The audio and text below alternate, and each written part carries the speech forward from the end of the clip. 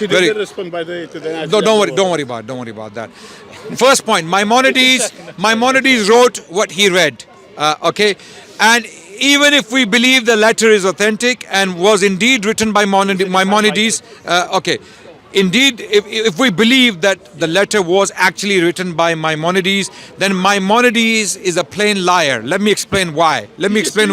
No. Did I say any time that Maimonides is a truthful person? I was simply telling you. I never said. Yeah, Maimonides, okay, was a Jewish rabbi, highly regarded by the Jewish people throughout the world, because he was a learned Jew who got his education in the Arabic language in Spain. He was learned because he was a Spanish Jew, having lived under Islam. You would agree with that, absolutely. So Islam gave him his education, or the Islamic domain. Islamic domain gave him that. So in other words, Maimonides got his top of the range education, Oxford, Cambridge put together in Islamic Spain, and he wrote in the Arabic language, in Hebrew characters. Even his book, famous book, A Guide to the Perplexed, was an amazing book on philosophy, where he defended the concept of God quite successfully. All of that given to Maimonides by the Muslims through a Muslim system in a Muslim domain. Okay, he agrees. But then he writes this letter that the worst time we have ever had is under these people. Hello? You just received top of the range. It's like me living in Britain. Please. Shake. Me living in Britain. I go to university here. I enjoy all the freedoms, all the privileges in this country. And I turn around and say, this is the worst place in the world. This is a really bad place. It's rubbish. I'm really oppressed. You would say to me, what the hell are you doing here? What the hell are you doing here? So I would be a liar. Britain has given us, we cannot thank Britain and the British people enough for all the freedoms we have here, all the education we have received, and all the good things. Okay, wait. Now, wait. Let me go. If the BNP comes to power, or the EDL comes to power now, and Allah forbid, God forbid, and they start brutalizing Muslims, as you know they are a bunch of Islamophobes, funded by the State of Israel, amazingly, okay, if they come to power and they start brutalizing us, okay, have I got a right to say that my experience throughout the British history was evil? Wait, brother, please. Are you saying on camera? He's saying the state of Israel. Yes, I am saying on camera again. The Zionists were funding Tommy Robinson. I'll pull out. Okay. So who are the Zionists? The state of Israel, the government of Israel. Yes. Please show us your source, Adnan. Think tanks. No, you said the state of Israel. Let me finish. Zionist think tanks were funding Tommy Robinson. That's not what you said, Adnan. It's on camera. So who is funding these Zionist think tanks? Who's funding them? The state doesn't fund Zionist think tanks. Okay. I'm a Zionist. So who funds Zionists? Who funds Zionists? Who funds me, Adnan? I run the biggest in the UK. Let me finish my points. Now it's clear that Maimonides wrote that letter for a purpose. What Joseph didn't tell you as to why that particular letter was written, and who was it written to? Yemen. Teman. Who? Yemen. To who? To the Jews of Yemen. To the Jewish people of Yemen. Why? Because there was a false Messiah, and there was persecution of. No, you don't know. Yes, that's you don't know. Go and do your research on the letter. Read it. Okay, wait. Was a Jew The Jewish people of Yemen wrote a letter to Maimonides, asking him questions about certain passages in the Tanakh, in the Old Testament, in other words, that these prophecies, the Muslims are telling us in Yemen, that these prophecies apply to Muhammad. Okay? They apply to Muhammad. So for that reason, shall we convert to Islam or not? Are you listening, everyone? Yeah.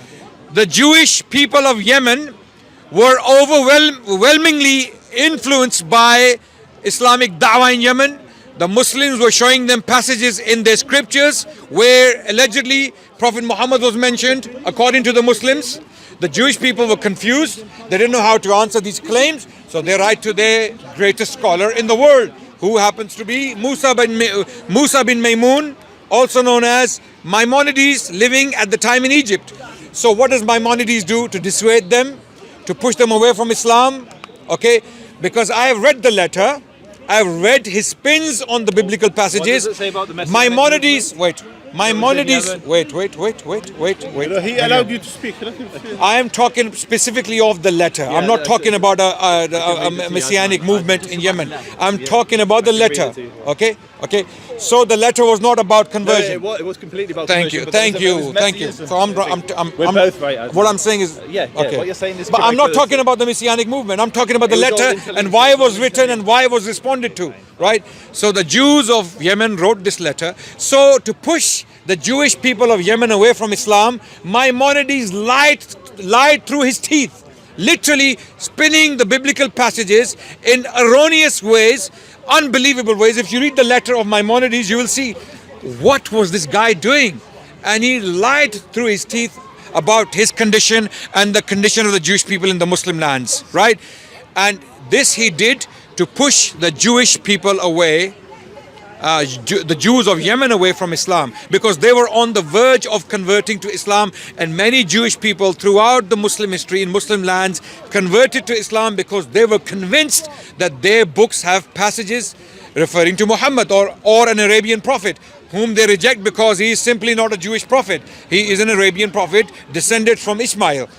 My point completed here on Maimonides, and your point dismantled. Therefore. Okay. So now next point was your next point. Your next. He made a second point. Equality between Muslims and Jews. And he talked about the massacres and 1 million. Why Jews? They were not equal to Muslims. And the second point he made was the Dhimmis, the Jewish people came back and they fought the Dhimma. Hold on a second. Joseph claimed in the second point that the Jewish people came back and they liberated themselves from Dhimma. But who were these people and where did they come from? They weren't even living with the Muslims. So what Dhimma status were they fighting? What they had no idea what Dhimma is. They never lived under Dhimma. Wait. Let me finish. Okay. And by the way, and what was the condition? What was the condition of the Jewish people under Dhimma? Okay. We have already amply discussed that point. That the Jewish people. We discussed the massacres under the Ottomans. We discussed the massacres. Yeah? So he will discuss the pixel, not the picture. He will ignore the picture and he will continue to magnify the pixel. The pixel is the picture. This is what Joseph is doing. So he will talk about Al-Muwahidun. He will talk about the massacre of Granada, and he will ignore 1,000 years history of peaceful coexistence. He will not discuss that because he's a Zionist. And this is how Zionists are, unfortunately. Okay, because Zionists are spin doctors. Okay, they are spin doctors. They have been spinning the whole world. Drop the ad hominems. Okay. You can debate me without ad hominems. Okay. Now. Let me finish. I have to pray. Let me finish. Okay. So what Dhimma were the Jewish people fighting in Palestine, having come from Germany, having come from Poland, having come from Britain, having come from New York. Okay. What they did was these Zionists, according to him, mostly godless atheists who came from Western countries, they made the life of peacefully coexisting Jewish people in the Muslim lands difficult. What they did was they created a situation in Palestine. These atheistic Zionists who came from Western countries, according to Joseph. This is your words. No, the majority of Israelis are from the Middle East and North Africa. No, wait. Why? I'll tell you why. Because these Western Zionists, brother, you're disturbing me. I'm trying to finish. These Western Zionists came from Western lands. They created a situation in Palestine that caused the peaceful coexistence between the Jewish people and the Muslim people in the Muslim lands to be disturbed. They got disturbed, and as a consequence, they started to emigrate to the so-called State of Israel and within some time, all of them either went to Western lands or they came to the state of Israel because of the situation caused by Western Zionists who came from Western lands, and they were godless according to Joseph. They were according to Joseph. They were godless. The third point. What was the third point? What was the third point? Yeah, which is why they became to 33,000. Yeah, I've already addressed that. Jazakum Allah Khairan. Wa akhiru da'wana and alhamdulillahi rabbil alameen. Okay. Subhanakallahumma wa bihamdik. Anyway, we'll be concluding here today because we have. Yeah. That's no. We can't. We finished. We can't. We have to pray because Joseph. They're going to come up with lies and we're going to have to shoot them for half an hour. Joseph, you are finished. Let's finish. Or you finished. So anyway. But again, on a positive note, this is very important. On a positive note, do we hate Joseph? Even though Joseph is a Zionist, he's an Israeli, do we hate him? Do we want to kill him? Do we want him destroyed? Do we want him to die? No. If anything, I have sympathy for him. He's our brother in humanity.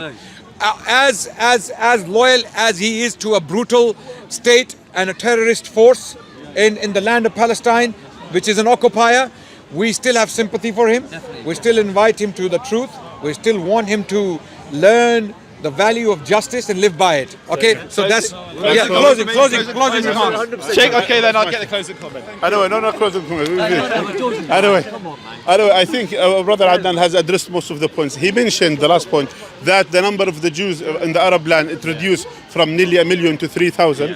Of course, this is what's happening because when you are causing a problem in Palestine, and then you are inviting everyone free citizenship, you take this salary, you do this, you do that. Of course, one of them they will immigrate rather than to stay, in a situation which is many of the Arab countries, they are poor countries. Unfortunately, that's why they migrate to the state of Israel, thinking, or to the state, to the occupation state, like you could say, yeah. Who they think that it is a good choice for them. But again, I want him just to reflect, to reflect on the points that I mentioned. What happens from the state of Israel against the Muslims and against the Palestinian is exactly what used to happen to the Jews, the innocent one, by the Nazis. And that's exactly what we are warning our friends, our Jewish friends, not to get into this. Because at the end of the day, what you give, you will take. And we will conclude with here. And we have nothing but sympathy for the people of Israel. We are not the enemies, the Muslims of the world. If the Zionists are telling you that their lives are in danger, the Muslims are after their blood, they are lying to you. They are lying to you. We do not want anyone dead. We want peace and justice for all people. The Muslims coexisted with the Jewish people for over 1,000 years. Okay, and I strongly recommend a book for you to go and study from a Jewish scholar. His name is Jacob Lasner. He's an American Jewish scholar, and he has penned a book. He has authored a book, Jews, Christians, and the Abode of Islam. I repeat the title, Jews, Christians, and the Abode of Islam. Jacob Lasner, a Jewish historian, he will tell you what happened to the Jewish people throughout the Abode of Islam for over 1,000 years, and the Christians, and then you will get the true picture. What the Zionists are trying to show you, that these Muslims are bloodthirsty, they want to kill. This is a lie. If that was the case, why did the Muslims protect the Jewish people for over 1,000 years against brutality they were facing at the hands of the Christian world? Okay, that's my last point, Joseph. Make it quick so that we can finish. Make it quick. So he just spoke for 15 minutes, despite saying his was going to be quick. He gave it just the camera will be my record. He said when I gave my responses, make it quick. I have 30 seconds or so. So I made 2 points. I now want you to see on camera how many minutes they both took after they told me So you can watch the timer. I timed mine for about 2 minutes. And then they spoke for about 15 minutes. It's pride, so excuse us. So my closing points are really simple. They want you to believe that a million. Respond, Joseph. It's Adnan. And you're gonna bury yourself more. It's fine. You're gonna bury yourself more. Now all the Muslims are shaking. The Dawah channels are saying, cut it. So I've spoke for a fraction of the time of these. So I'm going to make my closing points. You can either leave it or you can walk away, or you can respond. No, I would like to finish Okay, it. me too, but I want to respond to what you both said. I want to respond to what you both said. Final point. Perfect. They want you to believe. 30 seconds. They want you to believe. Stop trying to bully me, Adnan. It's not going to work. Do I look like a bully? You don't look like a bully. So I just said I have sympathy with this guy. So allow me to. If you have sympathy, allow me to tell my story. please. Okay. Thank you. But then I'm going to respond. Then I'm going to respond, and then you're going to want another response. It's going to continue. That's fine. We can do that. But I'm going to respond to what you just We have said. to pray. I'm not going to let you just say all of that huge monologue. Guys, I think turn your cameras off. There we go. The Muslim channels are they're running. They're